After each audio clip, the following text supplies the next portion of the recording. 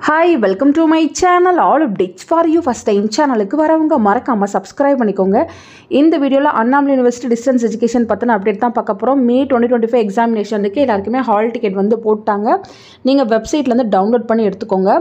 எக்ஸாமுக்கு போகும்போது என்னென்ன திங்ஸ் எல்லாம் கொண்டு போகணும் அப்படின்ற இன்ஃபர்மேஷன் இந்த வீடியோல பார்க்கலாம். ஒவ்வொரு எக்ஸாமுக்குமே இந்த வீடியோ வந்து கண்டிப்பா நான் போடுவேன். ஸோ நான் சொல்ற திங்ஸ் எல்லாமே மறக்காம முன்னாடியே வந்து நீங்க எடுத்து வச்சுக்கோங்க.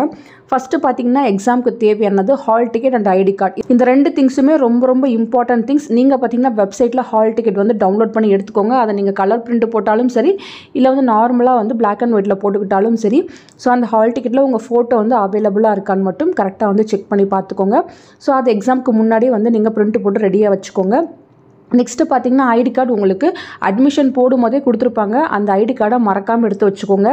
இப்போ C25 பேட்சில் யாராச்சும் ஜாயின் பண்ணிவிட்டு எனக்கு ஐடி கார்டே வரல, அது போல் ஏதாவது ப்ராப்ளம் இருந்துச்சு அப்படின்னா வெப்சைட்டில் பார்த்தீங்கன்னா எங்கள் கீழே வந்து கன்ஃபர்மேஷன் ஆஃப் அட்மிஷன் அப்படின்னு ஒரு ஆப்ஷன் ஃபஸ்ட்டாகவே அவைலபிளாக இருக்கும். ஸோ இப்படி தான் இருக்கும். இதில் உங்கள் application number, date of birth போட்டு சப்மிட் கொடுத்தீங்கன்னா உங்களுக்கான கன்ஃபர்மேஷன் ஸ்லிப் வந்துடும். டவுன்லோட் பண்ணி எடுத்துக்கோங்க. ஸோ ரொம்ப முக்கியமானது hall ticket and ID card. இதை வந்து நீங்கள் மறக்காமல் வந்து எடுத்துகிட்டு போங்க. நெக்ஸ்ட் ரொம்ப முக்கியமானது பார்த்தீங்கன்னா ஸ்டேஷனரி திங்ஸ் தான். எக்ஸாமுக்கு தேவையான ஸ்டேஷனரி திங்ஸ் எல்லாமே எடுத்துக்கோங்க. அங்கே போயிட்டு எதுவுமே இல்லை அப்படின்னு பக்கத்தில் யார்கிட்டையும் கேட்காதீங்க. Blue black ball point pen வந்து எடுத்துக்கோங்க. ஸோ பால் பாயிண்ட் பென்னில் எழுதுங்க, அதுதான் வந்து உங்களுக்கு பெஸ்ட்டாக இருக்கும். நீங்கள் பார்த்தீங்கன்னா இங்கு பென் அதெல்லாம் யூஸ் பண்ண வேணாம். சில பேர் வந்து ஜெல் பென்னில் எழுந்தால் தான் எனக்கு எழுத்து வந்து நீட்டாக இருக்கும்னு சொல்லுவீங்க. அது வந்து ஒன்றும் ப்ராப்ளம் இல்லை. ரொம்ப திக்காக இருக்க ஜெல் வந்து யூஸ் பண்ணாதீங்க. நெக்ஸ்ட்டு பார்த்தீங்கன்னா பென், பென்சில், எரேசர், இது போல் சின்ன திங்ஸ் தேவையானதெல்லாம் நீங்கள் எடுத்துக்கோங்க. நெக்ஸ்ட்டு முக்கியமானது பார்த்தீங்கன்னா ஸ்டிக் பென் யூஸ் பண்ணலாமா, நிறைய பேருக்கு வந்து டவுட் இருக்கும். தாராளமாக யூஸ் பண்ணலாம். பட் சில கலர் மட்டும் யூஸ் பண்ணுங்கள். ப்ரௌன், வயலட் இதெல்லாம் வந்து ஹைலைட் பண்ணுறதுக்கோ இல்லை ஸ்டார் போடுறதுக்கோ சிம்பிள் போடுறதுக்கோ நீங்கள் தாராளமாக யூஸ் பண்ணிக்கலாம். நீங்கள் பார்த்தீங்கன்னா பிளாக்கில் ஹெட்லைன் போடுங்க, ப்ளூவில் ஆன்சர் எழுதுங்க. இந்த மாதிரி ஸ்டிக் பென்லாம் யூஸ் பண்ணி நீங்கள் சில சிம்பிள்ஸ் போடுறதுக்கோ இல்லை சில அண்டர்லைன்ஸ் பண்ணுறதுக்கோ நீங்கள் தாராளமாக யூஸ் பண்ணிக்கலாம் ஃப்ரெண்ட்ஸ். எக்ஸாமுக்கு நீங்கள் பேப்பர்ஸ் எதுவுமே எடுத்துகிட்டு போக தேவையில்லை. அங்கேயே உங்களுக்கு ஆன்சர் புக்லெட் வந்து ப்ரொவைட் பண்ணுவாங்க. அந்த ஆன்சர் புக்லெட்டில் தான் நீங்கள் வந்து எக்ஸாம் எழுதுகிற மாதிரி இருக்கும். அந்த ஆன்சர் புக்லெட் எப்படி இருக்கும் எல்லாத்துக்குமே சூன் நான் உங்களுக்கு செப்பரேட்டாக வீடியோ போட்டு இன்ஃபார்ம் பண்ணுறேன்.